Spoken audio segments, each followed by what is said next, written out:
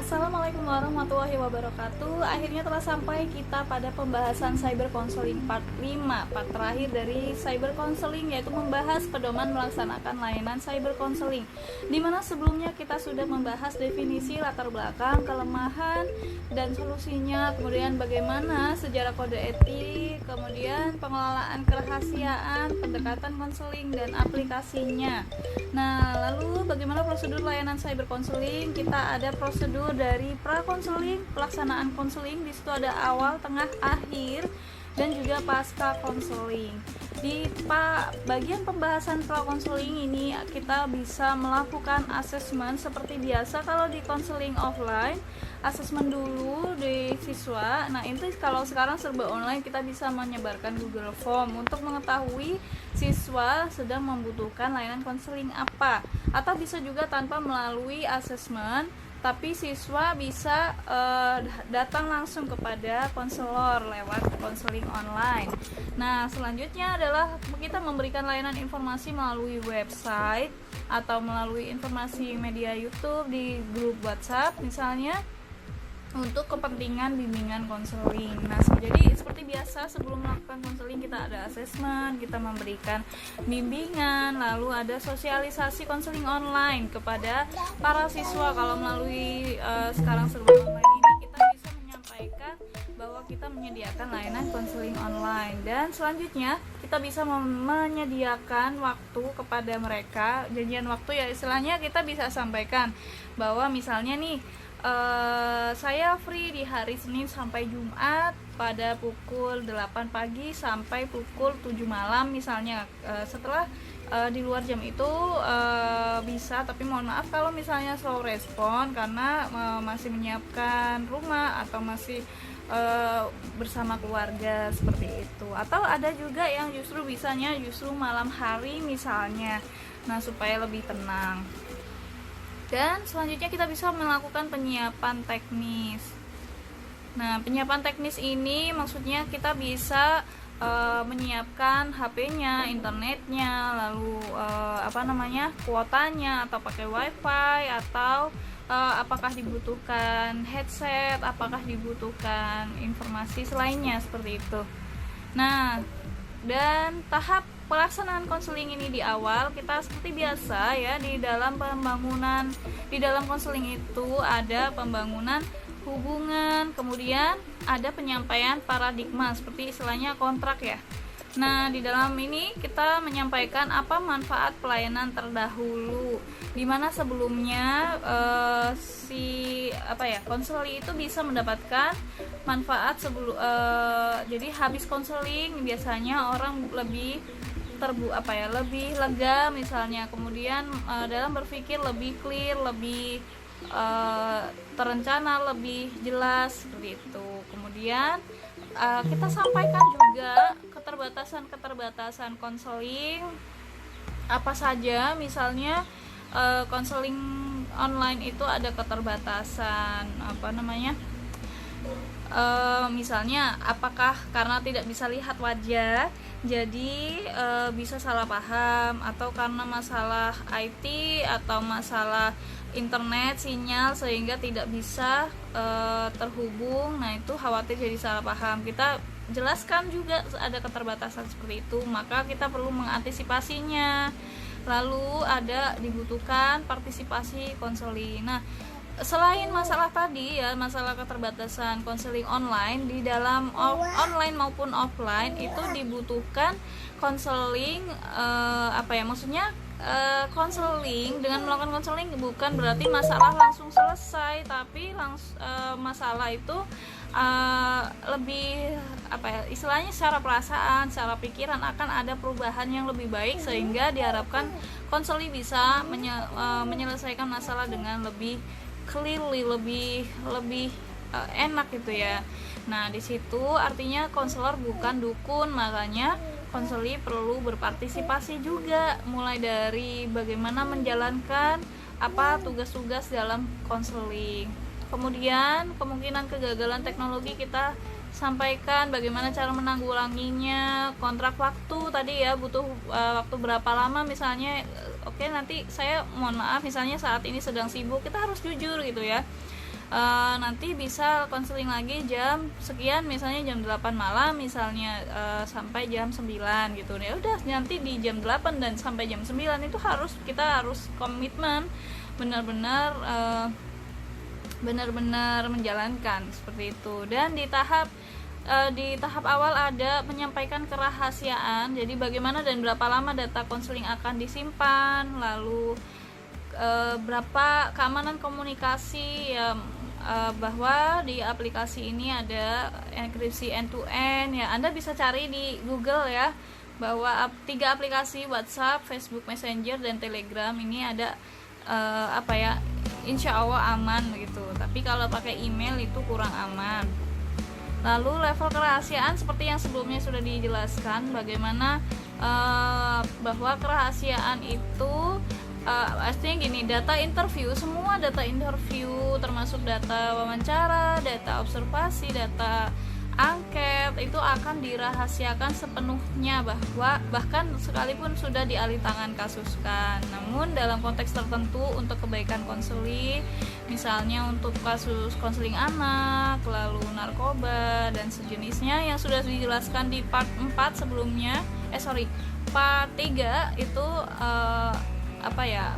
Nah, itu di situ akan kalau memang dibutuhkan, konselor harus meminta izin untuk menyampaikan kepada konseling. Dan di pelaksanaan konseling bagian tengah ya. Nah, ini kita bisa menggabungkan secara umum ya, kalau secara umum model konseling kita bisa gabungkan model client centered konseling berpusat pada pribadi, atau SFBT, solution focus brief counseling, dan konseling realita. Nah, pertama kita bisa memberi kebebasan pada konseling untuk menceritakan masalahnya. Lalu kita memberikan empati kepada konseling bahwa apa yang ia rasakan itu kita turut bersedih, misalnya dia sedang sedih atau dia sedang senang, kita turut senang. Lalu kita beri refleksi. Jadi empati refleksi ini bagian dari PCC ya, person client center. Nah, itu berpusat pada pribadi. Maksudnya refleksi itu adalah sebenarnya juga ada di KDK, keterampilan dasar konseling. Refleksi itu memantulkan kembali apa yang dirasakan oleh konseli, atau menyimpulkan kembali apa yang dirasakan, permasalahannya, apa yang dipikirkan, apa perilaku yang sudah dijalankan. Jadi misal konseli cerita, saya punya masalah, saya tidak naik kelas Bu, saya akhirnya merasa sedih, saya berpikir sebaiknya saya tidak perlu sekolah lagi karena malu, dan saya melakukan hal nggak usah ngapa-ngapain misalnya. Kita simpulkan lagi, jadi empati ya, saya turut bersedih atas atas Anda tidak naik kelas. Kemudian jadi karena Anda tidak naik kelas, Anda merasa sedih, Anda berpikir tidak perlu melanjutkan. Itu kita sampaikan lagi berdasarkan kalimat kita. Lalu scaling question itu kita bertanya berdasarkan skala ya, berapa perasaan Anda, misalnya Anda sedang sedih, berapa tingkat kesedihan Anda. Nah, kita refleksikan lagi pikiran sedihnya, perasaannya. Lalu tujuan konseli apa itu ditetapkan oleh konseli sendiri. Jadi dalam konseling itu tujuannya bukan ditetapkan konselor, tetapi oleh konseli. Misalnya apa yang Anda inginkan dari konseling ini gitu. Saya ingin perasaan sedih saya berkurang misalnya, atau kita kasih contoh, apakah Anda ingin perasaan sedihnya minimal berkurang, lebih lega, atau bagaimana begitu. Nah, itu jadi tujuan. Lalu kita tetapkan teknik konselingnya. Ini masalahnya ada di perasaannya, pikirannya, perilakunya yang salah atau apa. Jadi menyesuaikan. Lalu arah perilaku itu maksudnya begini. Si konseli itu sudah melakukan apa saja supaya merasa lebih baik begitu. Misalnya konseli ingin agar tidak dimarahi gurunya. Nah, kita bisa tanyakan di dalam chat ya, misalnya lewat chat, apa yang sudah Anda lakukan supaya Anda supaya Anda tidak dimarahi oleh guru gitu ya. Kalau saya akhirnya saya masih males sih, saya masih tiduran sebenarnya, saya belum melakukan apapun misalnya. Kita refleksikan lagi perilakunya. Kita simpulkan, jadi belum untuk saat ini masih belum belum melakukan usaha ya gitu. Tapi sebenarnya pengen supaya nggak dimarahi lagi sama guru misalnya. Lanjut, di evaluasi perilaku itu kita tanyakan. Jadi bukan kita bilang apakah benar dengan tidak ngapa-ngapain itu begitu, bukan ya, benar apa salah tuh perbuatannya, bukan seperti itu. Tapi evaluasi perilaku itu kita bertanya apakah dengan tidak ngapa-ngapain itu bisa tetap membuat guru tidak marah gitu. Dengan tidak ngerjain tugas apakah guru jadi nggak marah, jadi seperti inosen gitu pertanyaannya. Lalu kita tanyakan prosedur alternatif, itu maksudnya misalnya kira-kira ada nggak ya cara supaya guru nggak marah lagi gitu, apakah dengan cara apakah dengan belajar lebih giat atau mengerjakan tugas atau apa ya gitu. Nah, prosedur alternatif ini dijawab oleh siswa gitu. Jadi yang menetapkan siswa sendiri atau konseling sendiri ya, bukan dari kita. Kita boleh ngasih contoh tapi bukan kita yang menetapkan kamu harus begini, kamu harus begini. Bukan kita yang ngasih saran, tapi siswa atau konseling sendiri yang mengusulkan seperti itu.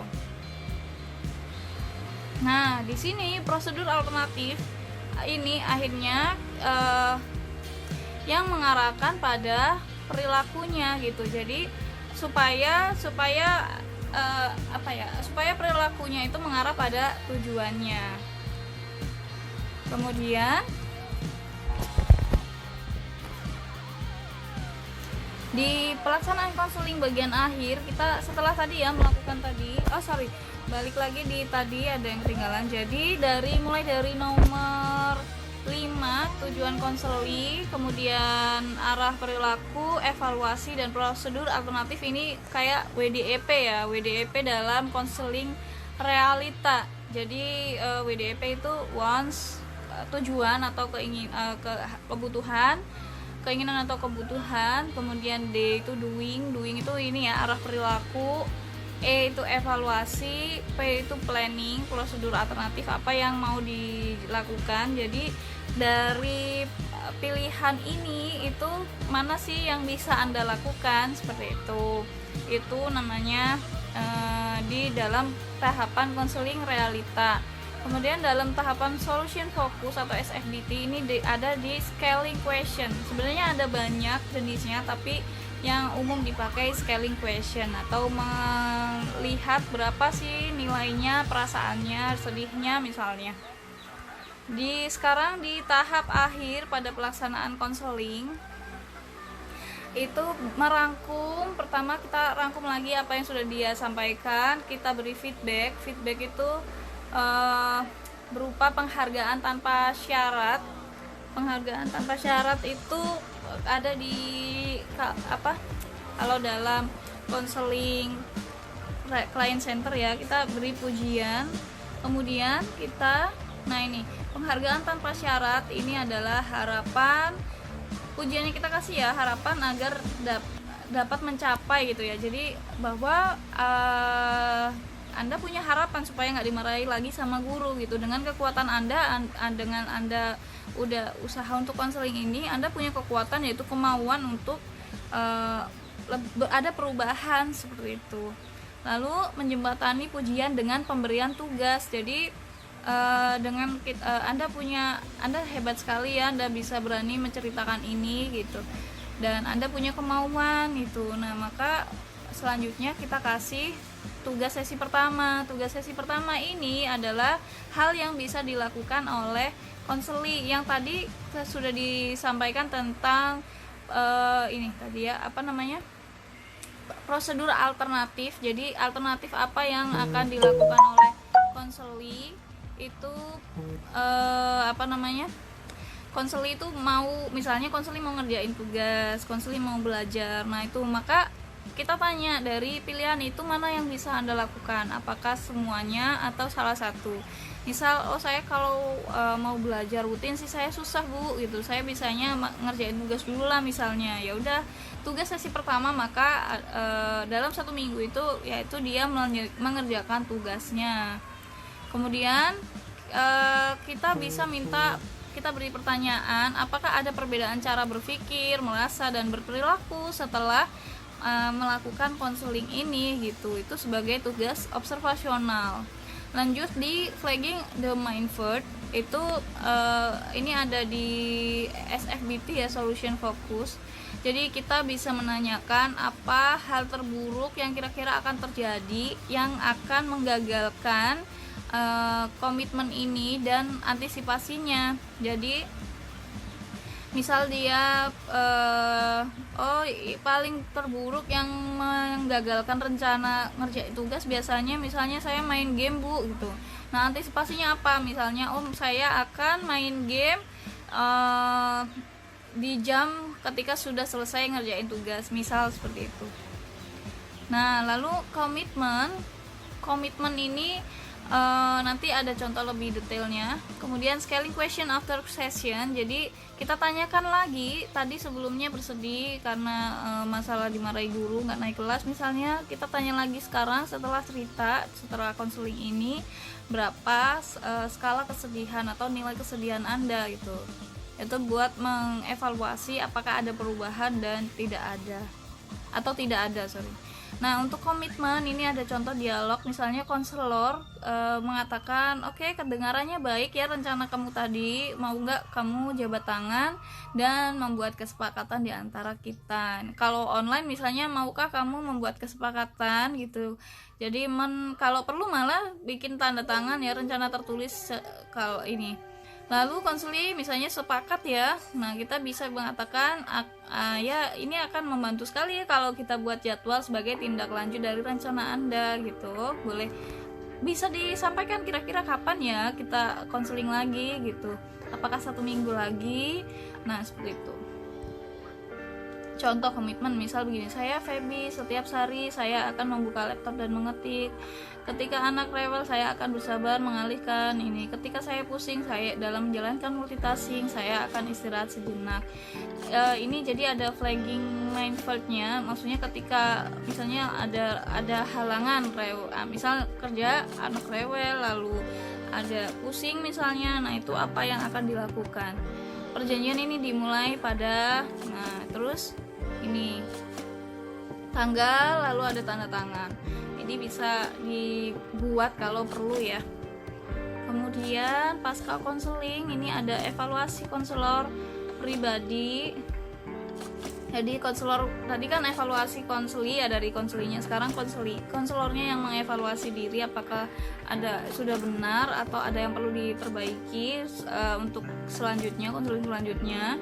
Kita juga bisa menggabungkan media komunikasi di selanjutnya, nggak hanya chat, misalnya mau video call, mau memberikan video YouTube untuk motivasi, atau mau memberikan informasi dari web atau buku seperti itu.